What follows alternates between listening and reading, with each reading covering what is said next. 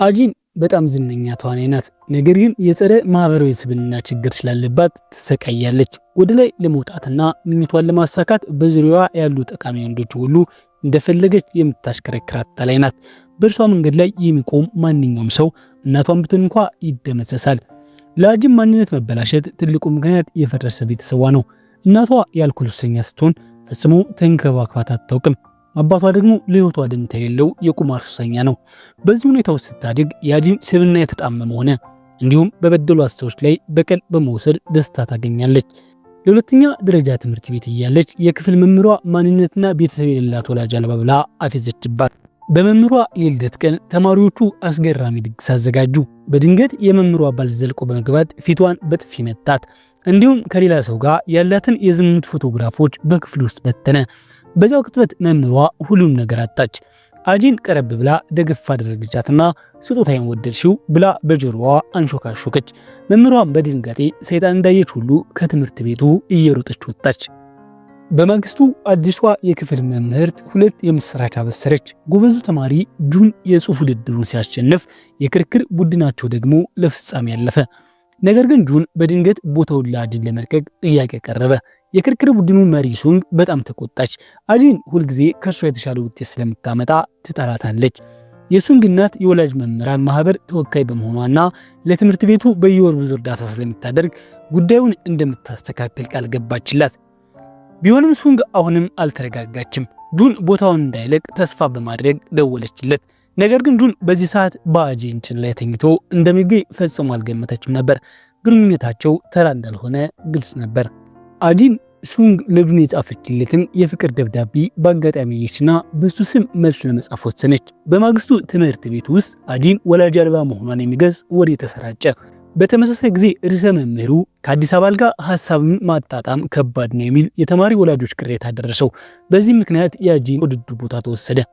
አጂን ወደ ክፍል ስትመለስ ሱንግ ከቡድኑ በመቀነሷ ልታሾፍባት መጣች። አጂን ጁን እንድሰጥሽ ብሎ በማለት የተጻፈውን መልስ ደብዳቤ ረጋ ብላ ሰጠቻት። ሱንግ በደስታ አስከፍተው በቀይ እስክሪብቶ ማንም አይወድሽም፣ አሰልቺ ስለሆንሽ ልታይ ማለትሽን አቁሚ የሚል ጽሑፍ አየች። ወዲያውኑ መምህሩ መጥቶ መጥፎ ዜና ተናገረ። ያን ተወዳዳሪ ወላጆች ለዳኞች ጉቦ ሰጥተዋል ተብሎ ስለተጠቆመ መላው ትምህርት ቤት ከውድድሩ ውጭ መሆኑን ገለጸ። ሱንግ ይህንን ያደረገችው አጂን እንደሆነች ያመነች። የጽሑፍ ፊደላቱን በማነጻጸር የመልስ ደብዳቤ በአጂን የተጻፈ መሆኑን አረጋገጠች። በንዴትም አንድ ባልዲ ውሃ አፈሰሰችባት። አጂን ረጥባ ወደ ክፍል ተመለሰች። ጁን በፍጥነት በፎጣ ጠቀለለላትና ወደ ሕክምና ክፍል ወሰዳት። አጂን የጁንን እጅ አጥብቃ ይዛ ሱንግ ማዋከቧን እንደማታቆም ገለጸችለትና እንዲረዳት ተማጸነችው።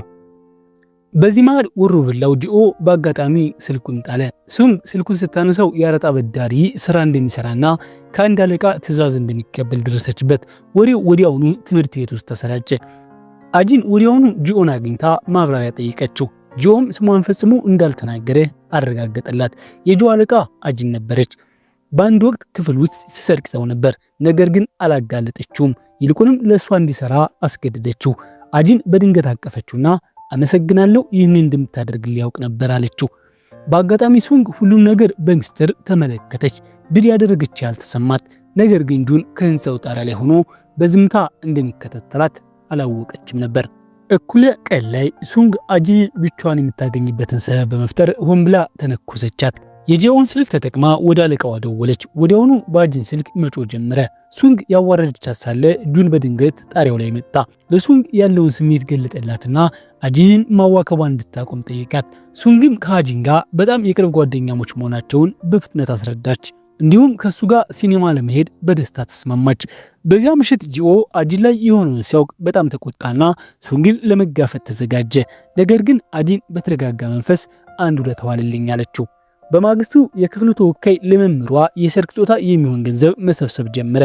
ሱንግ የቁም ሳጥኗን ስትከፍት አጂን በዝምታ ቀርባ ሚስጥራዊ ቁጥሩን አየች። ከጥቂት ደቂቃዎች በኋላ ጂኦ ከአጂን መልእክት ደረሰው። እቅዱ ተጀመረ። በስፖርት ክፍለ ጊዜ ጁን ሱንግን ከክፍል ወጥተው የበለጠ አስደሳች ነገር እንዲያደርጉ ጋበዛት። እርሷም በሁኔታው ተደስታና ተታላ ለመውጣት ፍቃድ ለማግኘት ሆዴን አመመኝ በማለት ዋሸች።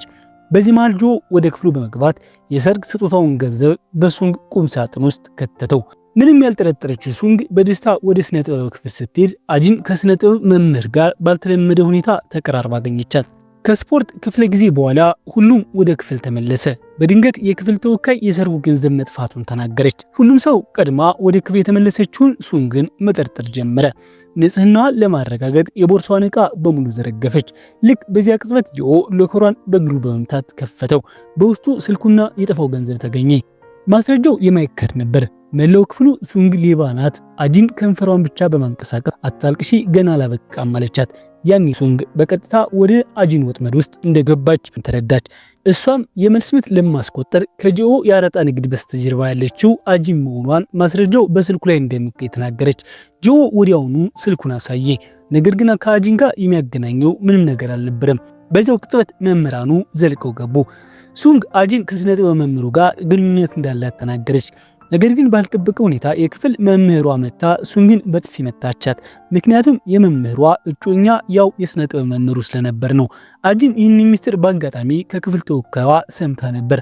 አጂን ረጋ ብላ የስነ ጥበብ መምህሩ ስለሷ ተጨንቆ ወደ ፍቅር ምክር ማዕከል እንዳስተዋወቃት ረጋ ብላ አስረዳች። ሱንግ አማራጭ ጠፋባት ጁንን ለማግኘት እንደነበር ተናገረች።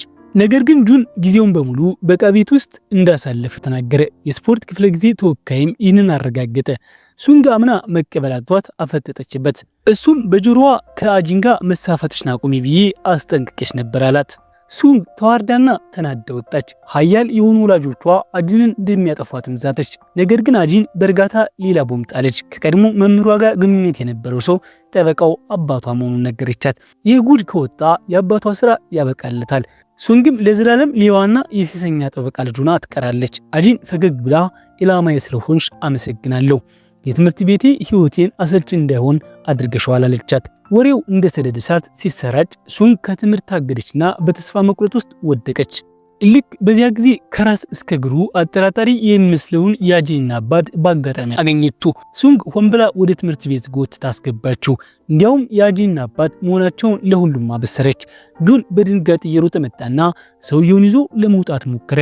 ሱንግ ግራ በመጋባት እንዴት እንደሚተዋወቁ ጠየቀች። ሰውየውም ፈገግ ብሎ ጁንን ልጁ መሆኑን በኩራት ተናገረ። ከዓመታት በፊት ሰንግዩ ሚስቱን ገሎ እንደ ድንገተኛ አደጋ አስመስሎት ነበር። ከዚያም ከፍቅረኛው ከወይዘሮ ጂሱን ጋር ወደ ትልቅ ግቢዋ ከአጂን ጋር በመሆን ተዛወረ። በአጋጣሚው ጁን የወይዘሮ ጂሱን ልጅ ነበር። ወይዘሮ ጂሱን ሌላ ጥገኛ ማሳደግ ባትፈልግም ሰንግዩ ግን አጂን የገንዘብ ምንጭ እንደሆነች በመግለጽ አሳመናት። የእሷን ጥቂት ቪዲዮዎች በመሸጥ ብቻ ብዙ ሀብት ማፍራት እንደሚችሉ ነገራት። ወይዘሮ ጂሱን በሀሳቡ ተሳበችና ስራው እንደተጠናቀቀ አጂንን ወደ ማሳደጊያ ለመላክ አቀደች። ነገር ግን ትንሿ አጂን ሁሉ ነገር ሰምታ ስለነበር አይኖቿ በንዴት ነደዱ።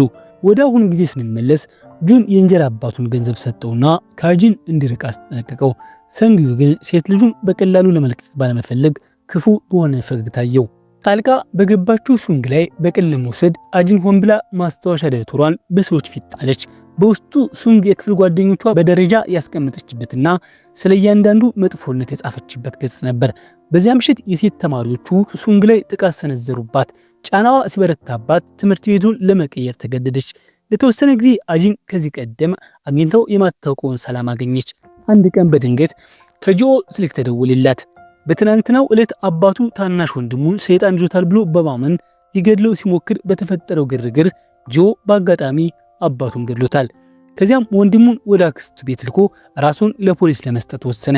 የማትረባ አይደለህም ብላ የነገረችው እሷ ብቻ መሆኗን አጂንን አመሰገናት። ከዚያም በኋላ አጂንና ጁን የተረጋጋና ኖርማል የትምህርት ቤት ህይወት አሳለፉ። ሁለቱም ኮሌጅ ገቡ። ጁን የአጂንን የትምህርት ክፍያ ለመክፈል ከአያቱ ገንዘብ ተበደረ። ምንም አይነት ጫና እንዳይሰማትና ከእንግዲህ ነገሮች መልካም እንደሚሆኑ አረጋገጠላት። ነገር ግን እውነታው መልሶ ወደ ጨለማ ጎትታቸው። የአጂን አባት ያለ የሌለ ንብረቱን በቁማር ተበላ። አጂን ኮሌጅ መግባቷን ሲሰማ ቤቷ ድረስ መጥቶ የትምህርት ክፍያዋን ዘረፋት። አጂንም ጉዳት ደርሶባት ራሷን ሳተች። አእምሮዋም ወደ ብዙ ዓመታት በትስታ ነጎደ። በዚያን ጊዜ ትንሹ ጁን ታሞ ነበር። እናቱ ግን ዝም ብለተኛ ብቻ ነበር ያለችው። አጂን ሌሊቱን ሙሉ ስትንከባከበው አደረችና እሱና እናቱ ምንም እንደማይመሳሰሉ በግልጽ ነገረችው። ጁንም እናቱን የሞተ አባቱንና አንድ ሹፌር የሚያሳይ ፎቶ ወጣ። አጂን ወዲያውኑ ያ ሹፌር እውነተኛ አባቱ መሆኑን ተረዳች። ይህን ሚስጥር ተጠቅማ የእንጀራ እናቷን ወደ ማሳደጊያ እንዳትልካት ማስፈራሪያ ያደረገችው። እንዲያውም በምላሹ አንዳንድ ቆንጆ ልብሶችን እንድሰጣት አዘዘቻት። ጁን በዝምታ መዋጡን በማየት ሆን ብላ ልታበሳጨው ፈለገች። እናቴ ትወደኛለች ብለህ እንዳታስብ፣ ስትታመም እንኳ ግድ የላትም፣ እኛን የምታጠፋበት መንገድ እያሰበች እንደሆነ እርግጠኛ ነኝ ያለችው። ይህን ሁሉ ከበሩ በስተጀርባ ሆና የምትሰማው የጁን እናት በንዴት ጦፈች። በአንድ ትንሽ ልጅ እጅ ውስጥ መሆኗን መቀበል አልቻለችም። ይህን ሁሉ ሁከት ሲመለከት ጁን በመጨረሻ እናቱ በእውነት መጥፎ ሰው መሆኗን ተረዳ። በድንጋጤ ደንዝዞ ምን ማድረግ እንዳለበት ግራ ገባው። ብዙም ሳይቆይ አጂን ሆስፒታል ውስጥ ነቃች። ጁንም ከጎኗ ሆኖ ሲያለቅስ አየችው። ማስታወሻ ደብተሯን እንዳነበበውና በደብተሯም ላይ በኤክስ ምልክት የገለጸችው ትልቋ ተንኮለኛ ሰው እናቱ መሆኗን እንዳወቀ ነገራት። በጁን ዓይን አጂን በህይወቱ ውስጥ ያለችው ብቸኛዋ መልካም ሰው ናት። ከልጅነቱ ጀምሮ እስካሁን ድረስ እጇን ለቆ አያውቅም። ሁልጊዜም እሷን ለመጠበቅ ከጎኗ አይጠፋም። ከትዝታ ስንመለስ አጂን ለ3 ሙሉ ቀናት ራሷን ስታቆይታለች። ወዲያውኑ ወደ ትምህርት ቤት ደወለች። ነገር ግን የምዝገባ ጊዜ ስላለፈ የኮሌጅ መግቢያዋ መሰረዙን ነገሯት። የ10 ዓመታት ጥረቷ በአንድ ቅጽበት ከንቱ ሆነ። ህይወቷ እንደገና ተበላሸ።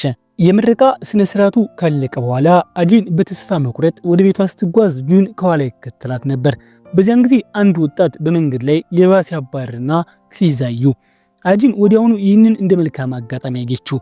ደግና በስሜት የሚመሩ ሰዎች ሁልጊዜም ለመቆጣጠርና ለራስ ፍላጎት ለመጠቀም ቀላል ናቸው። ብዙም ሳይቆይ አጂን የዚህ ሰው ንብረት በሆነ ካፌ ውስጥ መስራት ጀመረች። አብራት የምትሰራው ልጅ እንደነገረቻት ሚስተር ቾይ በጉዳቱ ምክንያት ስፖርት ከመተው በፊት የታወቀ አትሌት ነበር። ስራ ላይ እያለች አንድ ሰው የአጂንን ፎቶ ኢንተርኔት ላይ ለቀቀው። ማራኪ መልኳ ወዲያውኑ በብዙዎች ዘንድ ታወቀ። ሞዴሎችን የሚፈልጉ ሰዎችና አንዳንድ አደገኛ አሳዳጆች ትኩረት ይሰጧት ጀመር። አንድ ምሽት ከስራ ወጥታ ወደ ቤት ስትሄድ አንድ አስፈሪ ሰው መንገድ ላይ ሲከተላት አስተዋለች። ጁን ደወለላት። ነገር ግን ቦርሳዋና ስልኳ መሬት ላይ ወድቆ አገኘው። በጭንቀት መንገድ ላይ ሲፈልጋት ቆይቶ አጂን አሳዳጁን በድንጋይ መታ ስትጥለው አየ። ጁን እየሮጠ መጥቶ መጎዳቷን ጠየቃት። አጂን ግን በመዘግየቱ ጮኸችበትና ለኔ ስትል እስከምን ድረስ ትሄዳለህ ብላ ጠየቀችው። ጁንም ሰው መግደል እስካልሆን ድረስ የጠየቅሽኝ ሁሉ አደርጋለሁ አላት። ይህንን ስትሰማ አጂን በብስጭት ሰው ሄደች። ጁን አምቡላንስ ከመጥራቱ በፊት አሳዳጁ ዛሬ ማታ የሆነው ሁሉ እንዲረሳ አስፈራራው። አጂን እንዳትጠረጠርም ደም ያለበትን ድንጋይ ወደ ወንዙ ወርውሮ ጣለው። ቤት ስትደርስ አጂን አባቷ በሩ ላይ ሆኖ በስልክ ሲያወራ አየችው። እሷን ለፎቶ ሞዴልነት ሊሸጣት ወይንም ወደ ሆነ ደሴት ሊልካት እያቀደ ነበር። ወደሱ በንዴት ስትሄድ እንደገና በድብደባ ዘደራት። ጁን የእሷን መከራ ከእንግዲህ ማየት ስላልቻለ ችግሩን ለአንዴና ለመጨረሻ ጊዜ ለመፍታት ወሰነ። በማግስቱ ቾይ በአጂን አንገት ላይ የድብደባ ምልክት አየ። እሷ ግን ዝም ብሎ ጨረፍታ ነው በማለት ዋሸች። በዚህ መሃል ጁን በድብቅ የአጂንን አባት በመከተል በድብቅ የተቀረጸ ቪዲዮዎችን ሲሸጥ ቀረጸው። ሰንጊው ሲያው ሊያመልጥ ሞከረ። ነገር ግን ጁን ደርሶበት በቡት ይዘረረው። ጁን ድንጋይ አንሶ ሊገድለው ነበር። ሆኖም ጨክኖ ሊገድለው አልቻለም። አጂን ይሁን ውስጥ ተመለከተ ነበር። በሱ ላይ የነበራት እምነትም ሙሉ በሙሉ ጠፋ። ብዙም ሳይቆይ ጁን በሰው ላይ ጥቃት በማድረስ ወንጀል ወደ ፖሊስ ጣቢያ ተወሰደ። ሰንጊው እውነተኛው አሳዳጅ መሆኑን ለፖሊሶች ቢናገርም አጂን ግን በሱ ላይ መሰከረች። ጁን እሷ እንደሚያዋክባትና አባቷ እሷን ለመከላከል ሲሞክር እንደተጠቃ ገለጸች። ጁን የቀረጸውን ማስረጃ ሊያሳይ ስልኩን ቢፈልግም መረጃው በሙሉ መጥፋቱን ተረዳ። ስልኩን ለፖሊስ የሰጠችው አጂን መሆኗን ሲያስታውስ ለምን ይህንን እንዳደረገች ሊገባው አልቻለም። አጂን ግን ያ ባለጌ ገና እስር ቤት መግባት ስለሌለበት እቅዴን አታበላሽ ስትል በቁጣ አስጠነቀቀችው። በማግስቱ ግንባሯ ላይ አዲስ ቁስል እንዳለ አስመስላ አዘጋጀች። ይህም ወዲያውኑ የቾይን ትኩረት ሳበው። ማን ነው እንዲህ ያደረገሽ ብሎ ሲወጥራት በአሳዳጅ እንደተጠቃች ነገረችው። እሷን ለመጠበቅ ቾይ እስከ ቤቷ ድረስ አጅበው አደረሳት። ቤት ስትገባ ደግሞ አንድ ጥቅል ከፈተችና የሞተ ዕጣ አገኘች። በዚያው ቅጽበት ቾይ አሳዳጁ በአቅራቢያው አይቶ አባረረው። ነገር ግን ሊደርስበት አልቻለም። ለጥንቃቄም በበሩ አቅራቢያ የቤዝቦል ባት ትቶላት ሄደ። ሁሉም ነገር እንደታቀደው ሲሆን አጂን ለአባቷ ነገ ምሽት በ2 ሰዓት ገንዘብ እንድትወስድ የሚል መልእክት ላከችለት። ከዛም የራሷን ክፍል ሆን ብላ አተራመሰችው። በማግስቱ ለቾይ አንድ ሰው ቤቷ ሰብሮ እንደገባ ነገረችው። ቾይም እሷ ከሱ ቤት እንድታድርና እሱ ሌሊቱን ከጓደኛው ጋር እንደሚያሳልፍ ሐሳብ አቀረበ። ከስራ በኋላ አጂን ታክሲ ተሳፍራ አንዳንድ ዕቃዎችን ለመውሰድ ወደ ቤቷ እየሄደች መሆኑን ለቾይ መልእክት ላከች። እንደታቀደውም አባቷ በቀጠሮ ሰዓት ደረሰ። አጂን እንደ ስጦታ በማስመሰል አንድ ኮፍያ ሰጠችው። ይህንን ያደረገችው ልክ እንደ አሳዳጆቹ እንዲመስል ለማድረግ ነበር። ከዚያም ገንዘብ ያለበት በማስመሰል በሐሰተኛ ወረቀቶች የተሞላ ከባድ ቦርሳ ሰጠችው። ሰንጊው መታለሉን ሲረዳ በንዴት ሳቀና ያጠቃት ጀመር። አጂን የፈለገችውም ይህንኑ ነበር። ወዲያውኑ ለቾይ ደወለች። ቾይ በስልክ የጩኸት ድምፅ ሲሰማ በድንጋጤ ወደ ቤቷ ሮጠ። በጨለማው ክፍል ውስጥ ከአጭው ጋር ሲታገል በመቀስ ተወጋ። በንዴትም የቤዝቦል ባቱን አንስቶ አናቱን አለው። ከዚያም በድንጋጤ ሸሸ። ቾይ እንደወጣ አጂን ባቱን አንስታ አባቷን በኃይል መታቸው። ከክፍሉ እየተንገዳገደች በመውጣት ለፖሊስ ደወለች። እያለቀሰችም አባቷን እንዲያድኑላት ተማጸነች። ሆኖም ይህን ሁሉ እርሷ በጥንቃቄ ያዘጋጀችው ወጥመድ ነበር። ፖሊሶቹ ወዲያውኑ አካባቢውን ዘግተው ቾይን በቁጥጥር ስር አዋሉት። ቾይ አንድ ሹራብ ኮፍያ ያደረገ ሰው አጂንን ሲያሳድዳት እንደነበርና በትናንትናው ዕለትም የአሳዳጅ መስሎት ሳያስበው ጥቃቱን እንደሰነዘረ ተናገረ። ነገር ግን ፖሊሶቹ በቦታው ላይ ምንም አይነት ኮፍያ አላገኙም። አጂንም እንዲህ አይነት ነገር ፈጽሞ እንዳላየች መሰከረች። በእውነቱ ግን ቾይ እንደወጣ አጂን ኮፍያውና መቀሱን ሽንት ቤት ውስጥ ከተው ነበር። ቾይ ንግግሩን በመቀጠል በወቅቱ ደንግቶ ወደ አስቸኳይ እርዳታ ለመደወል ፈልጎ እንደነበር አስረዳ። ነገር ግን አጂን ሰውየው አባቷ መሆኑን ነገረውና ሁሉ ነገር እርሷ እንደምታስተካክል ገልጻ እንዲሄድ እንደወተወተችው ተናገረ። አሁን ላይ ቾይ ራሱ በትላንትናው ዕለት በሆነ አይነት አስማት ውስጥ እንደነበርና ልክ እንዳሻንጉሊት በሰው እቅድ እየተመራ እንደነበር አመነ። በዚህ መሃል ፓርክ በሰዓቱ ላይ ትልቅ አለመጣጣም እንዳለ አስተዋለ። ተጎጂው የሞተው ከምሽቱ 3 ሰዓት እስከ 4 ሰዓት ባለው ጊዜ ውስጥ ሲሆን አጂን ግን ለፖሊስ የደወለችው ከሌሊቱ 9 ሰዓት ላይ ነበር። እርሷ ግን አባቷ መጥቶ ራሷን አስቷት እንደነበርና ስትነቃ እንደደወለች ተከራከረች። በዚያው ቅጽበት ፓርክ ከቾይ ወኪል ስልክ ደረሰውና ወደ ውጭ ወጣ። አጂን የሆነ ችግር እንዳለ ስለተረጠረች በድብቅ ንግግራቸውን አዳመጠች።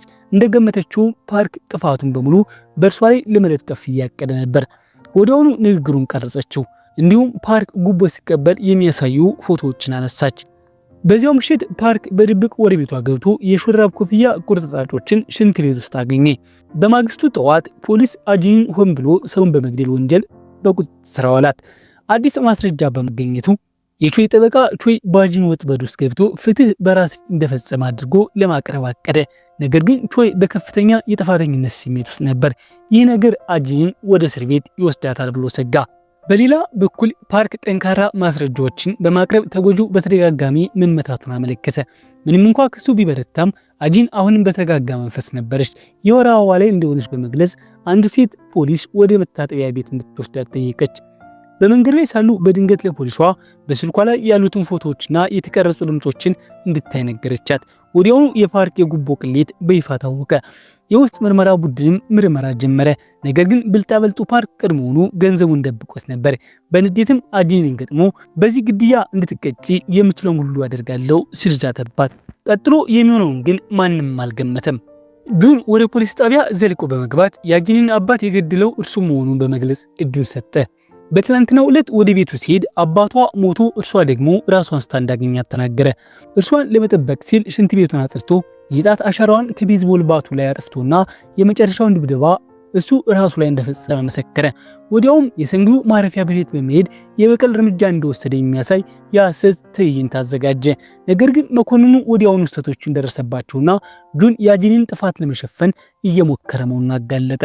ጁን ተስፋ በመቁረጥ የመኮንኑን ጉሮሮ አንቆ በመያዝ አጂንን እንዲለቋት ተማጸነ።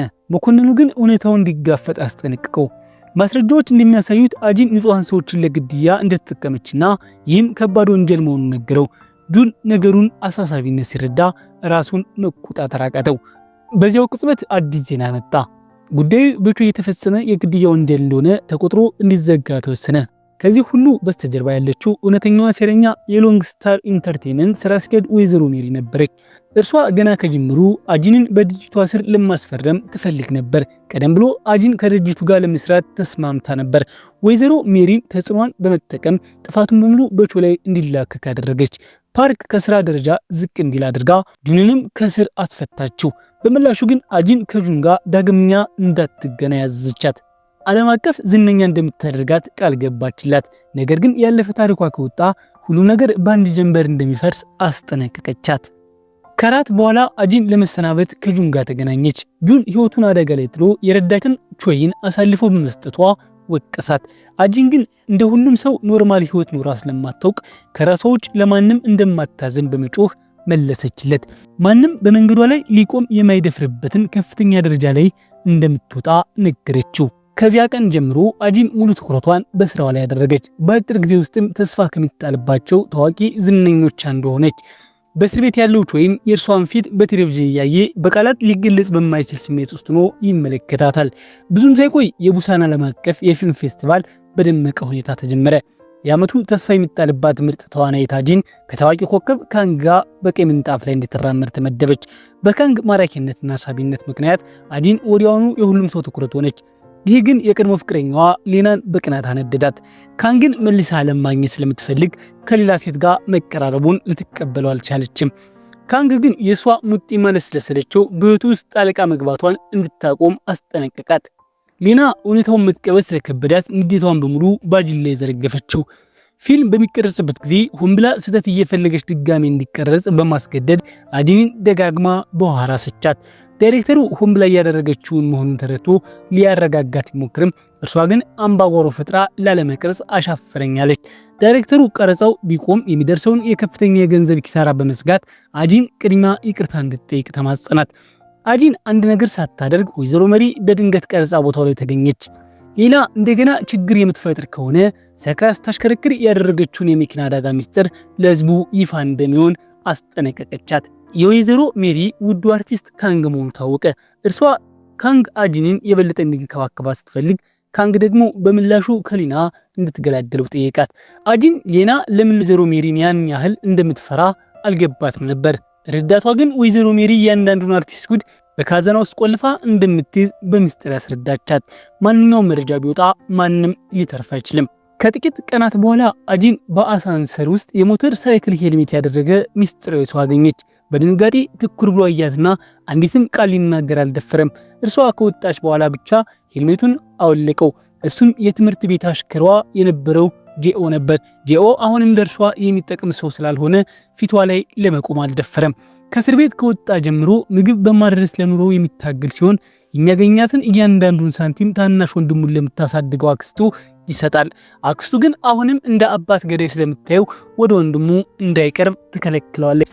በዚህ መሃል ጁን የታወቀ ጸሐፊ መሆኑን እንረዳለን። ለ5 ዓመታት ያህል ወደ እሷ ሳይጠጋ ከሩቁኑ አጂንን በዝምታ ይጠብቃት ነበር።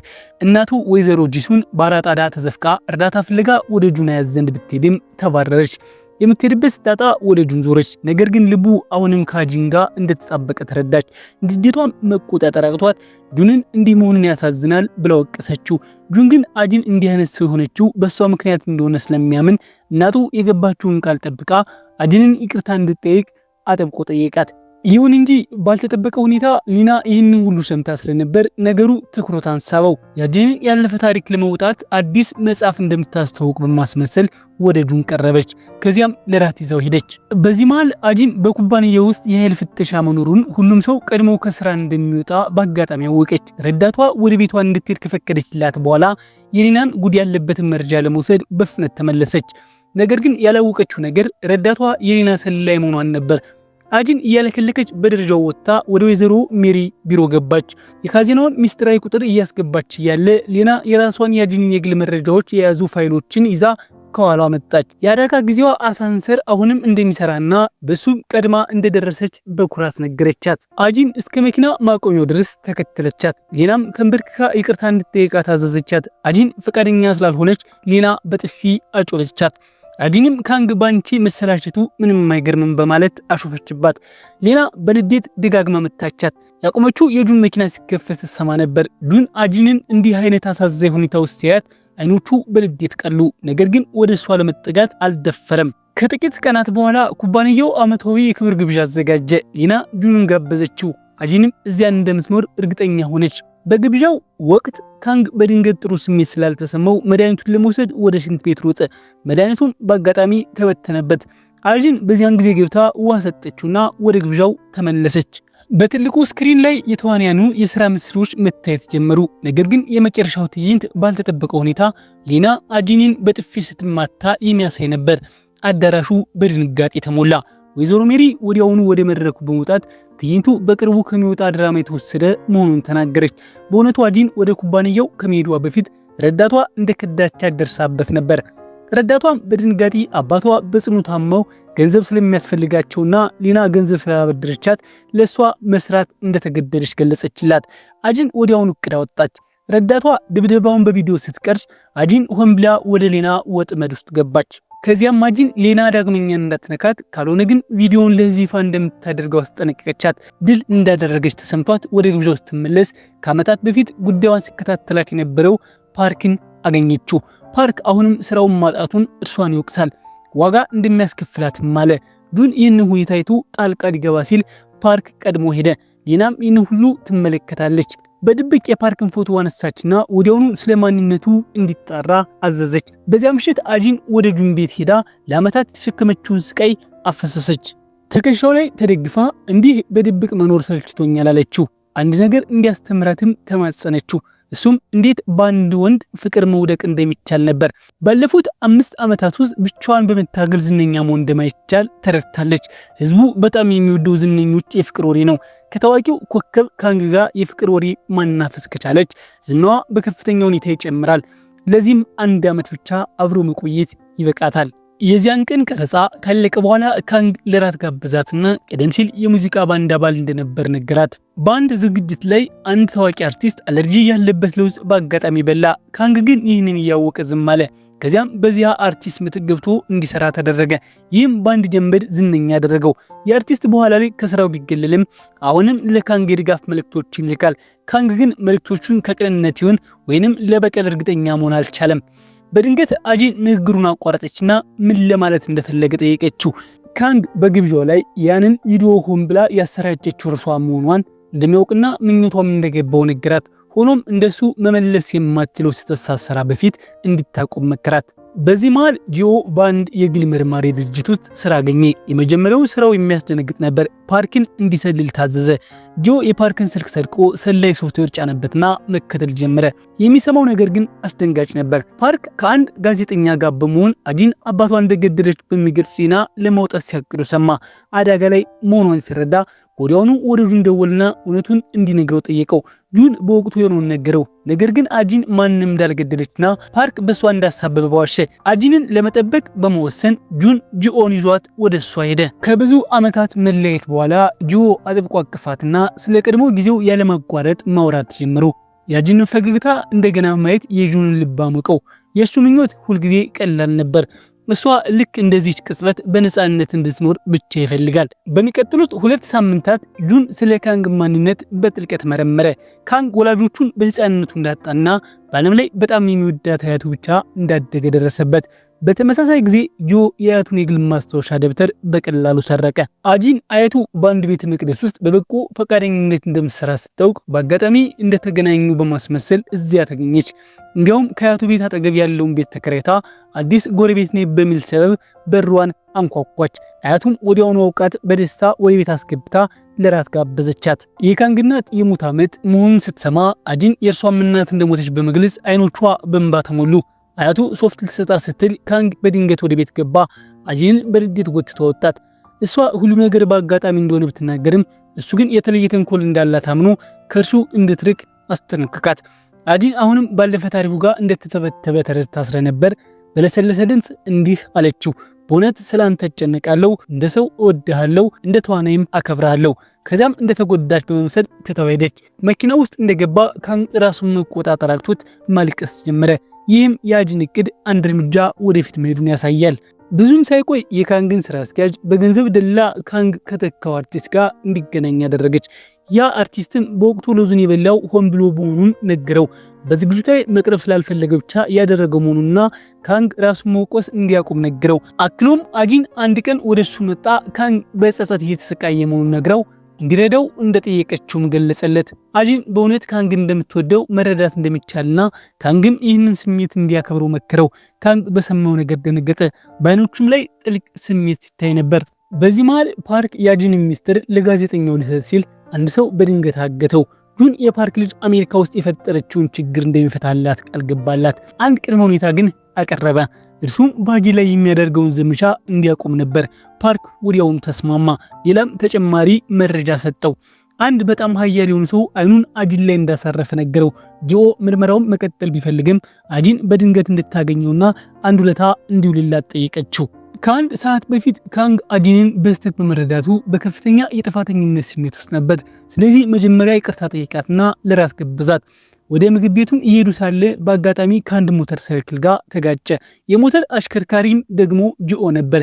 ጂኦ ካንግን ለማዘግየትና እንዲረፍድበት የሚችለውን ሁሉ አደረገ። ሰዓቱ እየረፈደ ሲሄድ በአጂን ፊት ላይ ፈገግታ በዝግታ ይታይ ነበር። ካንግ በመጨረሻ 3 ሰዓት ዘግይቶ ደረሰ። በከፍተኛ ድንጋጤ እየሮጠ ምግብ ቤቱ ሲደርስ አጂን አሁንም በዚያ ቅዝቃዜ ውስጥ ቆማ አገኛት። እሷ ግን አልተቆጣችም። እንዲያውም የራሷን ሻርፕ አደረገችለትና በረደህ ስትል በለሰለሰ ድምፅ ጠየቀችው። በረዶ መጣል ሲጀምር ካንግ ሳያስበው ሳማት። ይህች ቅጽበት በጋዜጠኛውም ሆነ በጂኦ ካሜራ ተቀረጸች። ጂኦ ምስሉን እያየ በምሬት ይህ በእውነት ያማል ሲል አንሾካሾከ። በማግስቱ ወሬው ወይዘሮ ሜሪ ዘንድ ደረሰ። ወዲያውኑ አጂን ከካንግ ጋር ያላትን ግንኙነት እንድታቋርጥ አዘዘቻት። አጂን ግን ይህ ተራ ግንኙነት እንዳልሆነና በእውነት እንደሚዋደዱ በመግለጽ በሐሳቧ ጸናች። ልክ በዚያን ጊዜ ካንግ ወደ ቢሮ ገባ። አጂንም ሰበብ ፈጥራ ወጣች። ወይዘሮ ሜሪ በንዴት ፈነዳች። በተለይም ከሊና ጋር ገና መለየቱ ስለሆነ የወሬ ዝናውን እንደሚያጠፋው ነገረችው። ካንግ ግን ለሁሉም ነገር ኃላፊነት እንደሚወስድ ተናገረ። የሚፈልገው የወይዘሮ ሜሪን ድጋፍና ምርቃት ብቻ እንደሆነ ገለጸ። ይህ በእንዲህ እንዳለ አጂን ጋዜጠኛውን አገኘችው። ያዘጋጀችው የዜና ርዕስ በጣም ደባሪ መሆኑን ነግራ የተሻለ ርዕስ ጠቆመችው። የካንግን ልብ የሰረቀችው አጂን የሚል። ጋዜጠኛው ደነገጠ። ምን እያደረገች እንደሆነ ሊገባው አልቻለም። አጂን እርሱ የሌና ዘመድ መሆኑን እንደምታውቅ ብትገልጽም ይህም አብረው እንዲሰሩ እንደማይከለክላቸው ነገረችው። እንዲያውም ስለ ፍቅረዋ ታሪክ ብቸኛ መረጃ ምንጭ እርሱ እንደሚሆን ቃል ገባችለት። ብዙም ሳይቆይ የአጂን የካንግ የፍቅር ወሬ በየቦታው መነጋገሪያ ሆነ። የአጂንም ዝና በከፍተኛ ሁኔታ ናረ። በዚህ መሃል የአጂን ረዳት ለፍቅር ቀጠሮ ከአንድ ሰው ጋር ወጣች። ጥቂት መጠጥ ከቀማመሰች በኋላ ዘና ብላ የተለያዩ የዝነኞች ሚስጥር መዘርገፍ ጀመረች። ከፊት ለፊቷም የተቀመጠው ደግና ማራኪ ወጣት ግን ጂኦ ነበር። ጂኦ በድብቅ ድምፅ መቅዳት ጀመረ። ረዳቷ ቀደም ሲል የሌና ስራ አስኪያጅ እንደነበረችና ሌና ሰክራ ለፈጠረችው አደጋ ጥፋቱን በእርሷ ላይ እንዲላክክ መደረጓን አወቀ። ይህ ቅሌት በወጣ ጊዜ ሌናም ከስራ ታግዳ ነበር። አጂንም ረዳቷን ከእንግዲህ ላምንሽ አልችልም በሚል ወዲያውኑ አባረረቻት። በሚቀጥለው ወራት አጂን ሙሉ በሙሉ ከካንግ ጋር ባላት ግንኙነት ላይ ትኩረት አደረገች። ይህም ትልቅ ትኩረትና የንግድ ማስታወቂያዎችን እንድታገኝ ያደረጋት። 1 ዓመት በቅጽበት አለፈ። አጂን ዳግመኛ ስላላገኘቻቸው ጁን ህይወቱ በጣም ማሰልች ሆነችበት። ጆ ግን ይህ ጥሩ ነገር እንደሆነ ያምናል። ወሬ አለመኖሩ ማለት አጂን በደስታ እየኖረች መሆኑን ያሳያል አለው። ነገር ግን ችግር በፍጥነት መጣ። በአንድ ዝግጅት ላይ የሁለተኛ ደረጃ ትምህርት ቤት ባላንጣዋ ሱንግ አጂንን አየቻት። ሱንግ ያቺ ክፉ አጂን አሁን የማትነካ ዝነኛ ኮከብ መሆኗን ማመን አልቻለችም። ወዲያውኑ አጂን በድሮ ጊዜ ክፍል ጓደኞቿን ታስፈራራና ወጥመድ ውስጥ ተከት ነበር በማለት ኢንተርኔት ላይ ለቀቀች። ጂኦ ወዲያውኑ መልስ ሰጠ። ሱንግ ራሷ በስርቆትና በውሸት ወሬ ስታሰራጭ ተይዛ ትምህርት ቤት ለመቀየር እንደተገደደች አጋለጠ። ብዙም ሳይቆይ የህዝቡ አመለካከት ወደ አጂን ተለወጠ። ብዙዎቹ ጥቃት እንደደረሰባት ያለችው እሷ ነች ብለው አመኑ። ቢሆንም ግን አጂን በውስጧ ከፍተኛ ጭንቀት ይሰማት ነበር። በዚያ ምሽት ከፍተኛ ትኩሳት ያዛት። በቅዠትም ትሰቃይ ነበር። ካንግ ለስራ ጉዞ ላይ ስለነበር አያቱም በትዕግስት መገቧት። ከዚያም በክንዳቸው አቅፈው እያባበሉ አስተኛዋት። አያቱ አጂን በልቧ ጥሩ ልጅ እንደሆነችና ክፉ ነገር አድርጋ ከሆነ ያደረገችው አማራጭ አታ መሆኑ እንዳለበት በጽኑ እንደሚያምኑ ነገሯት። አጂን በጣም ተነካች። የቤተሰብ ሙቀት ምን እንደሆነ ሲሰማት ይህ የመጀመሪያዋ ነበር። አያቱ በፈለጉት ጊዜ እንደሚመጡም የቤቱን ሚስጥራዊ ቁጥር ሰጠቻቸው። በሳምንቱ መጨረሻ አጂን ለመጸለይ ወደ ቤተ መቅደስ ሄደች። እዚያም በድንገት ከእስር ቤት የተፈታውን የካፌውን ባለቤት ቾይን አገኘችው። ቾይ በረጋ መንፈስ የፈለግሽውን አገኘች ሲል ጠየቃት። አጂን ደነገጠችና ምንም መልስ መስጠት አልቻለችም። ልክ በዚያ ጊዜ አያቱ እየሳቁ መጡና ቾይን ሰላም አሉት። አያቱ ቾይን ያወቁት እስር ቤት ውስጥ በበጎ ፈቃደኝነት ሲሰሩ እንደነበር ገለጹ። ያለፈ ታሪኳ እንዳይወጣ በመስጋት አጂን ቀደም ሲል በሱ ካፌ ውስጥ በትርፍ ጊዜዋ ተሰራ እንደነበር ተናገረች። በዚያ ምሽት ጂኦ አግኝታ ቾይን በድብቅ እንዲከታተለው ነገረችው። በዚህ መሃል የጁን አዲስ መጽሐፍ ወደ ፊልም ሊቀየር መሆኑ ታወቀ። ከአንዲት ጋዜጠኛ የተነሳ ፎቶ እሱና ሌናም አብረው ሲዝናኑ ያሳያል። ሌናም ዋናዋ ተዋናይ ልትሆን ትችላለች የሚል ወሬ ተናፈሰ። ነገር ግን ጁን በድብቅ ከወይዘሮ ሜሪ ጋር ተገናኝቶ ዋናዋ ተዋናይ መሆን ያለባት አጂን መሆኗን አጥብቆ ነገራት። ጁን ባለፈው አንድ ዓመት ውስጥ በሎንግ ስታር ኢንተርቴይንመንት ውስጥ ስሙን ሳይገልጽ ኢንቨስት ሲያደርግ የነበረውና የአጂን ድብቅ የገንዘብ ደጋፊ እንደነበር ታወቀ። በዚያ ምሽት አጂን ወደ ጁን ቤት ሄደችና እሷን ለማየት እንዲህ ያለ የቆሸሸ ዘዴ በመጠቀሙ ወቀሰችው። ጁንም መለሰላት፣ ያ የአንድ ዓመት ስምምነት አብቅቷል፣ አንቺ ግን አሁንም ከካንግ ጋር ነሽ፣ በእውነት አፍቅረሹ ነው ሲል ጠይቃት። እየተከራከሩ ሳለ ሌና በድንገት ገባችና ተገቢ ያልሆነ ግንኙነታቸው እንደምታጋልጥ ዛተችባቸው። አጂን ግን ምንም ግድ ሳይሰጣት በረጋ መንፈስ ወጣች። ቆይታም ጆን አግኝታ የቹ እንቅስቃሴ የተለመደና ምንም አይነት የአደጋ ምልክት እንደሌለው አረጋገጠች። በማግስቱ የአጂን ልደት ነበር። ካንግ የፍቅር ግብዣ አዘጋጀ። ለትዳር ሊጠይቃት ሲል ሌና ከጁን ጋር በድንገት መጣች። አጂንም በሌሊት በጁን ቤት እንዳመሸች ሆን ብላ አነሳች። ሁኔታው በጣም ውጥረት የበዛበት ሆነ። ካንግ ራሱን ለማረጋጋት ወደ በረንዳ ወጣ። አጂን ተከትለው ሄደችና የእሷና የጁን የስጋ ዝምድና ባይኖራቸውም እንደ ወንድምና እህት እንደሆኑና ምንም አይነት መስመር እንዳልጣሱ አስረዳችው። ልክ በዚያ ጊዜ ካንግ ከወንድሙ ስልክ ተደወለለት። አያቱ የጠፋውን ማስታወሻ ደብተራቸውን አግኝተዋል፣ ነገር ግን ተረብሸዋል። ወንድሙ ዛሬ ማታ ቤት ስለሚያድርና ካንግ ደግሞ ሊበር ስለሚችል አጂን ሄዳ እንድታያቸው ጠይቃት። አጂን በፍጥነት ስትደርስ አያቱ ማስታወሻ ደብተሩን ከፊታቸው አስቀምጠው በዝምታ ተቀምጦ አገኟቸው። ቀደም ብሎ አያቱ ለአጂን የልደት ምግብ ሲያዘጋጁ እጃቸውን ተቆርጠው ነበር። መድኃኒት ፍለጋ ሳጥኑን ሲከፍቱ ግን የጠፋውን ማስታወሻ ደብተር በአጋጣሚ ያገኙት። አጂን እንዳዘዘችው ጂኦ በሩ ላይ ይጠብቅ ነበር። ጁንም ብዙም ሳይቆይ ደረሰ። በድንገት ከፍተኛ ድምፅ ተሰማ። ወደ ሲሮጡ አያቲቱ መሬት ላይ ወድቀዋል። አጂን ደግሞ ከደረጃዋ አናት ላይ ቆማለች። በፍጥነት ወደ ሆስፒታል ብትወሰድም ሕይወታቸው ሊተርፍ አልቻለም። ካንግ በሐዘን ተሰበረ። ሊሰናበታቸው እንኳ ባለመቻሉ አዘነ። ፖሊስ ወዲያውኑ ምርመራ ጀመረ። አጂን በረጋ መንፈስ ቃሏን ሰጠች። መንገድ ላይ ለነበረች ድመት ምግብ ሊሰጡ ሲነሱ አዙሯቸው ሚዛን ስተው ከደረጃ ላይ ወድቋለች። በቀብር ስነ ስርዓቱ ላይ ቾይ ባልተጠበቀ ሁኔታ ተገኘ። የካንግ ወንድም በቤተ መቅደስ ያየ ሰው መሆኑን አወቀው። ቆይቶም የቾይን የፍርድ ቤት መዝገብ ኢንተርኔት ላይ ሲያይ ቾይ በአንዲት የትርፍ ጊዜ ሰራተኛ ተታሎ ወንጀል ውስጥ እንደገባ ደረሰበት። የሮጠ ሄዶ ቾይን አስቆሙና ያቺ ሰራተኛ አጂን ነበረች ወይ ብሎ ጠየቀው። አጂን በአቅራቢያው ተደብቂያ ነበር። ለመናገር በጣም ፈርታለች። ባልተጠበቀ ሁኔታ ቾይ ሙሉ በሙሉ ካደ። ድርጊቱ ከአጂን ጋር ምንም ግንኙነት እንደሌለውና እርሷ የተጎጂው ዘመድ ብቻ እንደነበረች ተናገረ። ወንድሙ ከሄደ በኋላ አጂን ለምን እንደሸፈነላት ጠየቀችው። ቾይም በመጀመሪያ የ10 ዓመታት በእጅጉ ጠላት እንደነበርና በየቀኑ ስለ በቀል ያልም እንደነበር ነገራት። ነገር ግን በመጨረሻ አጂን በልጅነቷ አንድ እንኳ ትክክለኛ አዋቂ ካጠገቧ ቢኖር ኖሮ መንገዷ የተለየ ሊሆን እንደሚችል እንደተረዳ ነገራት። ከቀብሩ በኋላ አንዲት ጎረቤት ለካንግ በዕለቱ አንዲት ወጣት ሴት ወደ አያቱ ቤት ስትገባ ማየቷን ነገረችው። ከጥቂት ደቂቃዎች በኋላ ማየቱ ለምን ዋሸሸኝ ብለው ሲጮሁና ሲያለቅሱ እንደሰማች አክለች። ጎረቤቷም አክለም የላይኛው ቤት ተከራይ የደህንነት ካሜራ ስላለው እውነቱ እዚያ ሊገኝ እንደሚችል ጠቆመችው። ካንግ ወደ ላይ ሲሄድ ግን ምስሉ በፖሊስ መወሰዱን ተረዳ። በእውነቱ ምስሉን የወሰደው ጂኦ ነበር። ጂኦ ቪዲዮውን ለጁን ሰጠው። እንዲያውም በንዴት በቡጢ መታው። የካንግ አያት ሞት የአጂን ጥፋት እንዳልሆነ ያምናል።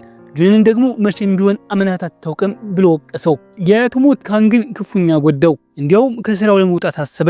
አሁን የሚፈልገው አጂንን አግብቶ ሰላማዊ ሕይወት መምራት ብቻ ነበር። አጂን ግን በችልታ እሱን መውቀስ ጀመረች። ቀለበት ሲገዛ የሚያሳይ ቪዲዮ ወጥቶ ታዋቂ ዳይሬክተር እንደተቆጣት ነገረችው።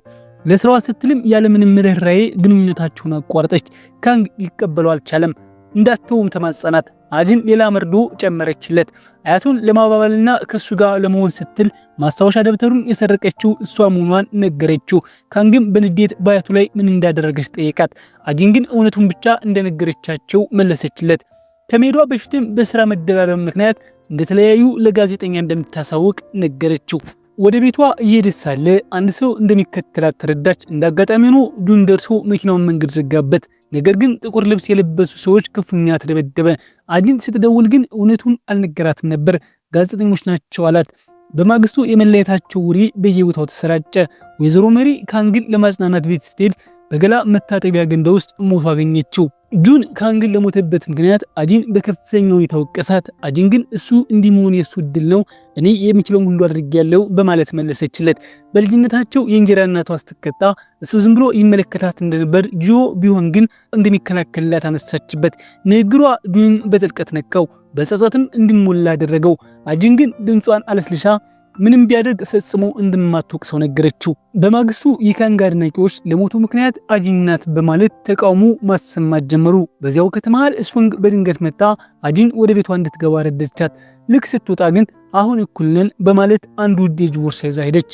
በካንግ ቀብር ላይ ወይዘሮ ሜሪ ለመጀመሪያ ጊዜ ካንግን ያገኘችበትን ጊዜ ታስታውስ ነበር። ለዓመታት ይህንን ደግ ልጅ እንደ እህት ሆና ስትንከባከበው ቆይታለች። ለሱ በቀል ለመውሰድ ከጋዜጠኛ ጋር በመተባበር አጂንን ለማጥፋትም አቀደች። በዚህ መሃል የጁን እናት በድንገት መጣ በአጂን ፊት ተንበረከከችና ይቅርታ ጠየቀቻት። ይህንን እንድታደርግ ነገራት። ጁን መሆኑን አከለች። አጂን ወዲያውኑ በከፍተኛ ሁኔታ ለቀሰች። እንዲህ ያለውን ቀላል ይቅርታ ልትቀበል አልቻለችም። የካንግን አያት ካገኙ በኋላ ላንቺ ያለ ጥላቻ ይበልጥ ጨምሯል ስትል ጮኸች። እውነተኛ ቤተሰብ ምን እንደምስል አሳይታኛለች፣ ነገር ግን ሞተች በማለት አሟሟቷን አስታወሰች። በዚያ ቀን በአያቷ ፊት ተንበርክካ ወደ ካንግ ለመቅረብ ስትል ማስታወሻ ደብተሯን መስረቋን ተናግራ ነበር። ነገር ግን ቆይታ በእውነት እንደወደደችውና አያቱም እንዲቀበሏት ከልቧ እንደምትመኝ ገልጻላቸው ነበር። አያቷም ይቅር ብለዋት ሚስጥሯን ለመጠበቅ ቃል ገብተውላት ነበር። በዛን ጊዜ ግን አያቷ የድመት ድምፅ ሰምተው ሊመግቧት ወደ ውጭ ወጡ። ነገር ግን በድንገት አዙሯቸው ከደረጃ ላይ ሲወድቁ አየች። በእርሷ እይታ ይህ ሁሉ ጥፋት የእንጀራ እናቷ ነው። ያ ያለፈው ቁስል ባይኖር ኑሮ እንዲህ አይነት ሰው አትሆንም ነበር። ይህ ሁሉ መከራም አይፈጠርም ነበር። በሌላ በኩል ጁን በመጨረሻ የደህንነት ካሜራውን ምስል ለማየት ድፍረት አገኘ። በስክሪኑ ላይ የጂን የጸጸት ፊት ሲመለከት ሁልጊዜ በተሳሳተ መንገድ ሲረዳት እንደነበር ተረዳ። በሐዘንና በጸጸት ተሰበረ። በማግስቱ የሎንግ ስታር ኢንተርቴይንመንት ከአጂን ጋር ያለውን ውል ማቋረጡን በይፋ አሳወቀ። አጂን በንዴት ወደ ወይዘሮ ሜሪ በመሄድ ለምን እንዲህ እንደምታደርግ ጠየቀቻት። ወይዘሮ ሜሪም ለካንግ ሞት ሙሉ በሙሉ እሷን መውቀስ ወደ መጣሽበት ጉድጓድ መልሼ ልክሻለሁ ስትል ዛተችባት። አጂን ክሱ አስቂ ሆኖ ስለታያት በሳቅ ፈነዳሽ። ካንግ አምሮ ከታወቀ ቆይቷል። አንቺ ግን ለትርፍ ስትይ ችላ ብለሽ ነበር በማለት መለሰችላትና ጥላት ወጣች። ቁጣዋን ለማረጋጋት ስትሞክር የጁን እናት ደወለችላት። ጁን ተንበርካ ይቅርታ መጠየቋን ያውቅ እንደሆነ ጠየቀቻት። ወይዘሮ ጄሱን የኩላሊት ህመምተኛ መሆኑንና ጁን አንዱን እንዲሰጣት በአስቸኳይ እንደምትፈልግ ነገረቻት። ጁን አጂንን ለማየት ሲመጣ እናቱ በእውነት እንዳልተጸጸተች ተረዳ። ቢሆንም ግን በሁለት ቅድመ ሁኔታዎች ኩላሊቱን ሊሰጣትና ዕዳዋን ሊከፍልላት ተስማማ።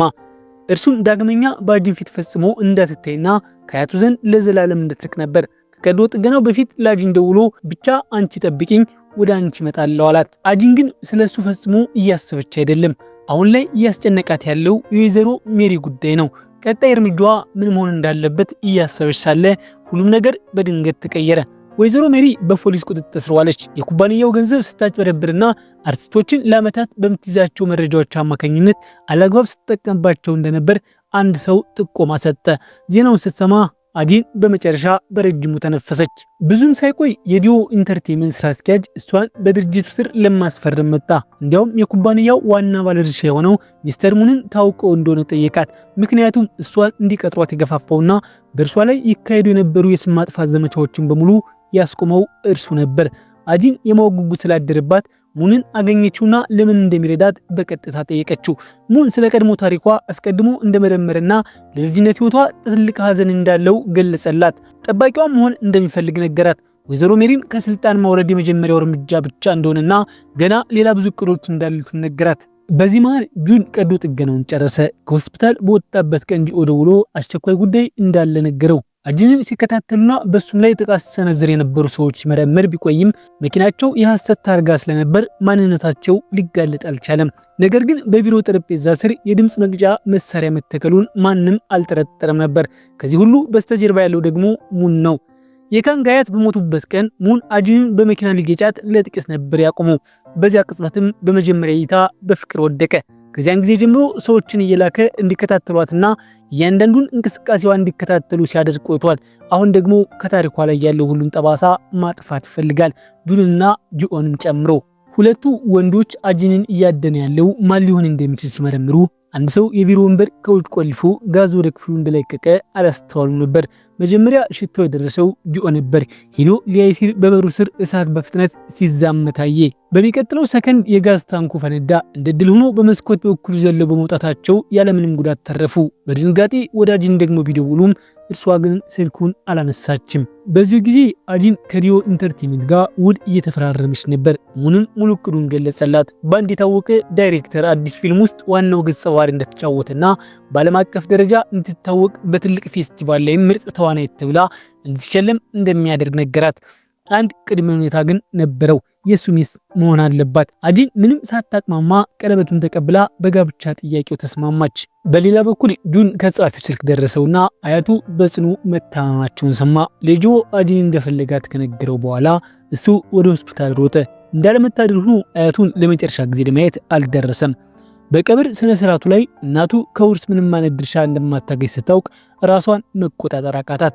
በንዴትም ጁን በሁኔታው የሷና የሾፌሩ ዲቃላ መሆኑን በሰፊው ፊት ዘረገፈችው።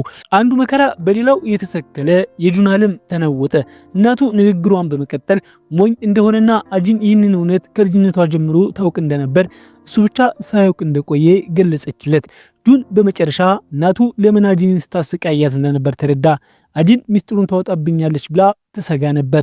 ጁን ለዓመታት አጂንን ወደ ታች እንድትጎትታት በማሰብ በከፍተኛ የጥፋተኝነት ስሜት ተዋጠ። እንዲሁም እውነቱን ስላልነገረችው በእርሷ ላይ ተቆጣ። አጂን ግን በተረጋጋ መንፈስ ተቀበለችው። ሚስጥሩ ቀድሞ ወጥቶ ቢሆን ኑሮ እንደ ጁንነቱ ሊኖርና ያገኘውን የተንደላቀቀ ህይወት ሊያጣጥም እንደማይችል አስረዳችው። ጁን ግን በሱ ምክንያት ተሰቃይ ከማየት ይልቅ ሁሉን ነገር ማጣት እንደሚመርጥ ነገራት። አጂን ግን ባለፈ ነገር ላይ መቆየት አልፈለገችም። ብዙም ሳይቆይ ከሙን ጋር ተጋባችና ወዳን ትልቅ ግቢ ተዛወረች። የሰርግ ወሬ ወዲያውኑ በማህበራዊ ሚዲያ ላይ ተሰራጨ። ጂኦ ዜናውን ፈዞ ይመለከት ነበር። አለቃውም ያቺ ሴት አሁን ወደ ከፍተኛ የህብረተሰብ ክፍል ስለገባችና የብዙዎችን የህልም ህይወት እየኖረች ስለሆነ እንዲረሳት መከረው። ጂኦም በረጅሙ ተነፈሰና ልክ ነህ ያ ብቻ ነበር ማለት ነው አለ። አጂን በእውነትም የምቾትና የቅንጦት ህይወት መኖር ጀመረች። የሚያስጨንቃት ብቸኛው ነገር የሶስተኛ ፎቅ ክልክል መሆን ነበር። የቤት ሰራተኛውም ፎቅ ላይ ያለው የጥናት ክፍል ፈጽሞ ክልክል መሆኑን ሙን ብቻ እንደሚገባበትና የቀድሞዋ ባለቤቱም እንኳ እንድትገባ እንደማይፈቅድላት ነገረቻት። በአጂን ውስጥ የማወቅ ጉጉት አደረ። በዚያን ምሽት እራት ላይ ጉዳዩን ሆን ብላ አነሳችው። ሙንም ስለ ቀድሞ ሚስቱ ለማውራት አጋጣሚውን ተጠቀመበት። የፈለገችውን ሁሉ ይሰጣት እንደነበር፣ እሷ ግን ፍላጎቷ እየጨመረ መጥቶ ልትገድለው እንደምትፈልግ ትናገር እንደነበር ነገራት። ብዙም ሳይቆይ ጥፋቱ የአእምሮ ሁኔታዋ እየተባባሰ ሄዶ አሁን በአእምሮ ሕክምና ሆስፒታል ውስጥ ትገኛለች። ከዚያ በኋላ ግን እንግዳ የሆኑ ነገሮች መከሰት ጀመሩ። አንድ ቀን አጂን የንጽህና መጠበቂያ መግዛት ረስታ ነበር። ገላዋን ታጥባ እንደወጣች ግን የሚያስፈልጋት ነገር ተቀምጦላት አገኘች። በሳሎን ውስጥ ያለው ሰዓት በድንገት ተበላሸ። የቆመበትም ሰዓት ልክ አባቷን ለመግደል አቅደው ከነበረበት ሰዓት ጋር ይገጣጠም ነበር። ሁሉም ነገር ከሙን ጋር የተያያዘ እንደሆነ መጠርጠር ጀመረች።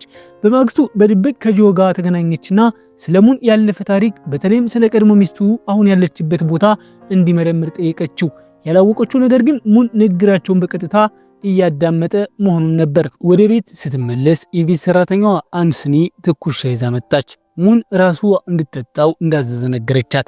ሰራተኛዋ እንደወጣች አጂን ወዲያውኑ ሻዩን ደፋችው። ሙን ቤት ሲገባ ሶፋው ላይ ተኝታ አገኛት። ጉንጯን በዝግታ እያሻሸ ደከም ያለ ፈገግታ በፊቱ ላይ ይታይ ነበር። በማግስቱ አጂ ፀሐይ የሞቀች መዋኛ ገንዳው አጠገብ ጋደም ብላ ነበር። ሱንግ የቤት ሰራተኛ በመምሰል ወደ ግቢው በድብቅ ገባች። ቢላዋን ይዛ ወደ አጂን ተጠጋች። ወሳኙ ቅጽበት ላይ አጂን በድንገት አይኖቿን ከፈተችና ድንገተኛውን ጥቃት አመለጠች። ሱንግ ለውድቀቷና ለተበላሸው ህይወቷ ሁሉ አጂን ትወቅሳለች። ይቅርታም እንድትጠይቃት ትፈልጋለች። አጂን ግን ምንም አይነት ስህተት እንዳልሰራች ተከራከረች። እሷ ምላሽ ብቻ እንደሰጠችና ሁልጊዜ የምትነኩሳት እሷ እንደነበረች ነገረቻት። በአመታት ምሬት የተሞላችው ሱንግ ራሷን መቆጣጠር አቅቷት ልትገላት ሞከረች።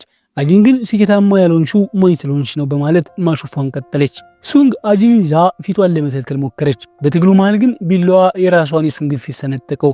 ይህንን ስታይ አጂን እጣ ፈንታ እንደገና እየረዳቻት እንደሆነ በማመን ከልክ ያለፈ ሳቅ ሳቀች። ሙን ብዙም ሳይርቅ ሁኔታው በችልታ ይከታተል ነበር።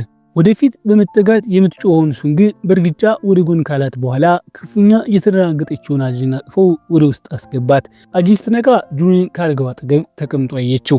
ወዲያውኑ መጽናኛ ፍለጋ ወደ እቅፉ ተጠጋች። ጁንም ፍራቻዋንና ስብራቷን ሁሉ ለመጋራት ይመስል ግንባሯን በቀስታ ሳማት። ብዙም ሳይቆይ ታዋቂዋ ተዋናይ በሁለተኛ ደረጃ ትምህርት ቤት የክፍል ጓደኛዋ ጥቃት ደረሰባት የሚል ዜና በየቦታው ተሰራጨ። ጆ ዘገባውን ሲያይ በንዴት ተሞላ። ጉዳዩን ሲመረምር ሱንግ ወደ አእምሮ ሕክምና ሆስፒታል መወሰዷን አወቀ። የሚገርመው ደግሞ የሙ የቀድሞ ሚስት ወደዚያው ተቋም ተልካ ነበር። በዚያን ጊዜ ጀምሮ ግን ደብዛዋ ጠፍቷል። የሆነ ችግር እንዳለ የጠረጠረው ጂኦ ሙን ያንን ሆስፒታል ከጥቂት ጊዜ በፊት በድብቅ ገዝቶት እንደነበር ደረሰበት። ይህ በእንዲህ እንዳለ ጁን በድንገት እንደሌላ ሰው መሆን ጀመረ። ከእናቱ ጋር መኖር ጀመረ። ገበያ ስትሄድም በትዕግስት አብሯት ይጓዝ ነበር። በመንገድ ላይ አንድ የፊልም አዘጋጅ አግኝቶ ስለ አጂን መጠቃት አነሳበት። በጁን መጽሐፍ ውስጥ ያሉት አንዳንድ ትዕይንቶች በእርሷ ዙሪያ ካሉት ወሬዎች ጋር በእጅጉ እንደሚመሳሰሉ በመጥቀስ መጽሐፉን የጻፈው በእውነተኛ ክስተት ላይ ተመስርቶ እንደሆነ ጠየቀው። ጁን ግን ክዶ በፍጥነት ሄደ።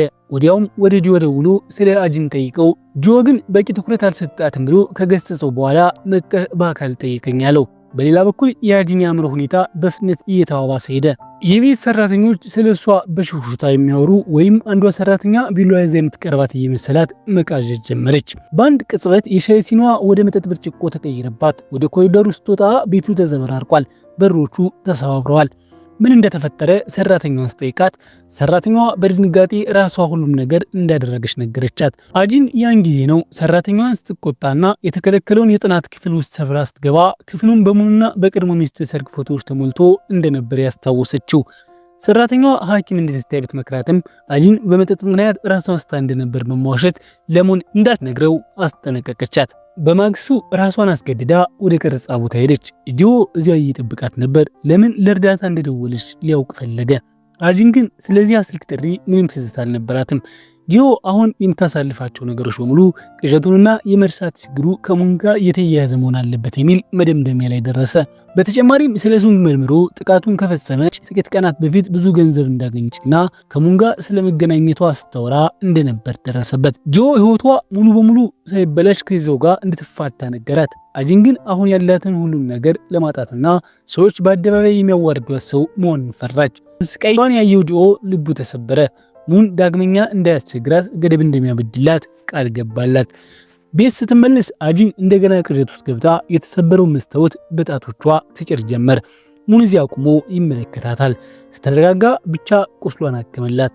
በሌላ በኩል ጁን ስለ አጂን ለመጠየቅ ወደ ጂኦ ዘንድ ሄደ። ጂኦ ሁሉን ነገር አስረድቶ በሙን ላይ እንዲተባበሩ ጠየቀው። ጁ ግን ጂኦ ምንም ማስረዳ እንደሌለው በመግለጽ እንዲያውም በአጂን እየተመራ ያለው ጂኦ መሆኑን ተናገረ። አጂን ሁልጊዜም ስግብግብ እንደነበረችና አሁን በተመቻቸ ሁኔታ እየኖረ ስለሆነ ያንን ማበላሸት እንደማይፈልግ ገለጸ። ጂኦ ጁንን ጨካኝና የአጂን ፍራቻ የማይታየው እውር እንደሆነ በመግለጽ ተቆጣው። አጂን ብቻውን እንደሚጠብቃት ማለ። በማግስቱ ዳይሬክተሩ ለአጂን በስክሪፕቱ ላይ ለውጥ መደረጉን ነገራት። ወደ ቀረጻ ቦታው ስትታደፍ ያገኘችው ትዕይንት ልክ ከዓመታት በፊት አባቷ የገደለችበትን ቦታ ይመስል ነበር። ቀረጻው ሲጀመር አጂን ሙሉ በሙሉ አእምሮ አሳተች። አብሯት የሚተውኑ ተዋናይ እንደ አባቷ አድርጋ በመቁጠር ራሱን እስኪስት ድረስ ክፉኛ ደበደበችው። ወደ ቀልቧ ስትመለስ በድንጋጤ ተዋጠች። ሙን ግን በአቅራቢያው ቀርቦ ያጨበጭብላት ነበር። ብዙም ሳይቆይ አጂን በቀረጻ ላይ እያለች ተዋናይ ያቆሰለች የሚለው ወሬ በማህበራዊ ሚዲያ ላይ ተሰራጨ።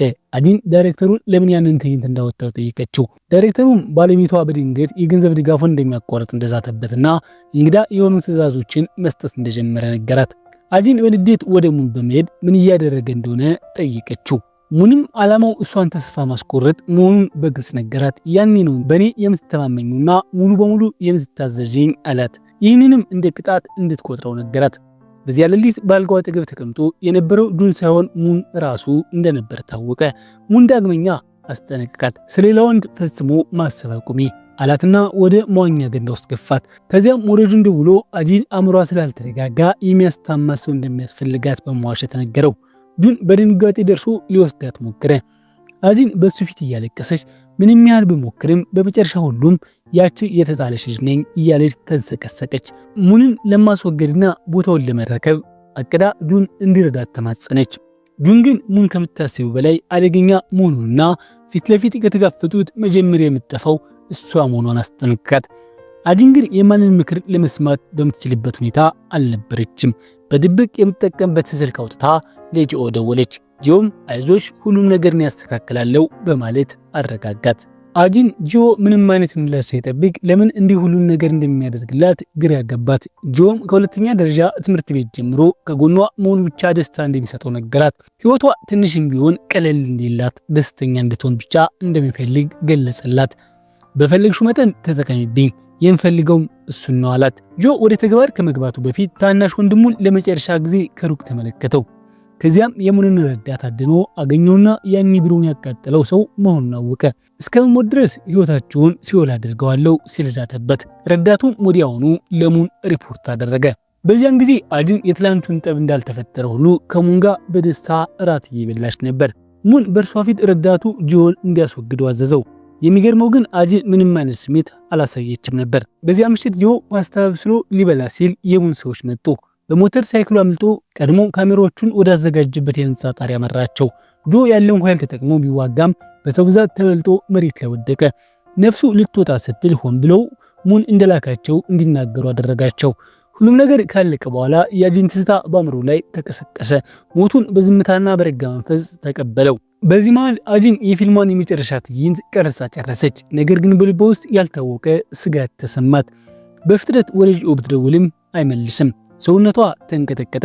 እርሱም ለዘላለም መሄዱን በውስጡ አወቀች። በሌላ በኩል ጁን የጣሪያው ላይ ቪዲዮ ደረሰውና ጆን ፍለጋ ወደ ስቱዲዮ ሮጠ። የጆ አለቃ ራሱን እየወቀሰ ነበር። ጆ ካሜራዎቹ እንዲገጥምለት ሲጠይቀውም ለሞት ራሱ እንዳዘጋጀ አሁን ገባው። በጆ መመሪያ መሰረት አለቃው የሜሞሪ ካርዱን ለጁን አስረከበ። በማግስቱ አጂን ቪዲዮ ይዛ ሙንን ለመጋፈጥ ሄደች። ዳግመኛ እንዳይነካትና እንደፈለገው እንደሚዘውራት አሻንጉሊት ማየቱን እንዲያቆም አዘዘችው። ይህንንም ብላ በኩራት ተወጣች። በዚያን ቅጽበት ጁን ደወለላት። ለጆ ሞት እሷን እየወቀሰ ሁሉ ነገር እንድታቆም ተማጸናት። አጂን ግን በጀልታ አላቆምም፣ አሁን ያለኝ ሁሉ ነገር አጥብቄ ይዛለው ስትል መለሰችለት። ጁን ሌላ አማራጭ ሲያጣ ከአንድ አዘጋጅ ጋር ተገናኝቶ የአጂንን ያለፈ ታሪክ የሚያጋልጥ ቃለ መጠይቅ ለማድረግ ተስማማ። ከዚያም ሙንን በሜሞሪ ካርዱ በማስፈራራት አጂን ላይ ዳግመኛ ጉዳት ሲደርስ ቪዲዮውን ለህዝብ ይፋ እንደሚያደርገው አስጠነቅቀው። ሙን ግን አልፈራም። እንዲያውም መጨረሻው እንደ ጆ እንዳይሆን አስጠነቅቀው። 1 ዓመት በቅጽበት አለፈ። የአጂን ፊልም ተለቀቀና ታላቅ ስኬት አስመዘገበ። የአጂንም ዝና በከፍተኛ ሁኔታ ናረ። ለምርጥ ተዋናይት ሽልማት ታጨች። በሽልማት ምሽቱ በቀይ ምንጣፍ ላይ ስትራመድ በጩኸትና በጭብጨባ ተቀበሏት። አጂን በመጨረሻ እውነተኛ ኮከብ ሆነች። ያላወቀችው ነገር ግን የጁን ቃለ መጠይቅ ልክ በዚያው ሰዓት እየተላለፈ መሆኑን ነበር። አቅራቢው ምርጥ ተዋናይት ብሎ ስሟን ሲጠራ አጂን ከፍተኛውን ክብር ለመቀበል በታላቅ ጭብጨባ ታጅባ ወደ መድረክ ወጣች። በዚህ መሃል ጁን በካሜራ ፊት ተቀምጦ የእሷን ጸረ ማህበራዊ ስብዕና ችግርና የፈጸመቻቸውን ወንጀሎች በዝርዝር አጋለጠ። አጂን ምንም ሳታውቅ በስሜት የተሞላ ምስጋና ንግግሯን እያቀረበች ነበር። ነገር ግን ከጭብጨባ ይልቅ በተመልካቾች መሃል ማጉረምረምና ሹክሹክታ ተሰማ። ግራ ተገብታ ወደ መድረኩ ጀርባ ስትመለስ ጁን በቴሌቪዥን ስክሪን ላይ አባቷ እንዲሞት እንዴት እንዳመቻቸች ሲያጋልጥ አየች። በጥቂት ደቂቃዎች ውስጥ ከሰማይ ሰማያት ወደ ትልቁ ሲኦል የወደቀች ያህል ተሰማት። አጂን በድንጋጤ አመልጣ ስትወጣ ሙን ከላይ ሆኖ ሁሉም ነገር በቸልታ ይመለከት ነበር። የምትሄድበት ጠፍቷት በተስፋ መቁረጥ ውስጥ እያለች አንዲት መኪና ከፊቷ ቆመች። ባልተጠበቀ ሁኔታ ግን ሁሉም ነገር የተወቹ ይመስል ፈገግ አለች። ጁን እሷን ማዳን እንደማይችል ዘግይቶ በመረዳቱ እንደሚጸጸት ነገራት። አሁን ካቆመች እርሱም እንደሚያቆም ቃል ገባላት። አጂን በምሬት ሳቀችና ሊያስረኝ የሚችል ምንም የቀረ ነገር የለም ብዬ አስቤ ነበር፣ ነገር ግን የመጨረሻው ሰንሰለቴ አንተ ነበር ካለችው ጁን እጇን አጥብቆ ያዘ። እስከ ሲኦል ድረስ ሊከተላት መረጠ። በማግስቱ የጁን የሞት ዜና በፍጥነት ተሰራጨ። አጂን ግን ዳብዛው ጠፋ። የጁን እናት ልጇን የመጨረሻ ደብዳቤ ካነበበች በኋላ ነው እውነቱ የገባት። ያ ለአጭር ጊዜ ያሳያት ደስታ በእውነቱ እንደ ቅጣት የታሰበ ነበር። ጁን የእሱን ትዝታ ከህይወቷ ላይ ሙሉ በሙሉ ለማጥፋት ሲል እያንዳንዱ ፎቶግራፉን አውድሞ ነበር። ለቀሩት ረጅም ዓመታት እናቱ በስቃይና በጸጸት እንድትኖር ፈረደባት። በዚህ መሃል ሙን አጂንን ለማግኘት በየቦታው ሰዎች ላከ። በዚያ ምሽት ከሞት የተረፈችው በሚያስደንቅ የመኖር ፍላጎቷ ነበር። እስከ መጨረሻው ድረስ እጣ ፈንታ ከጎኗ ሆኖላት ነበር። በመጨረሻም ህይወቷ ውስጥ ከነበረው የመጨረሻው ሰንሰለት ተላቀቀች። ፊልሙም እዚህ ላይ ያበቃል። መልካም ጊዜ።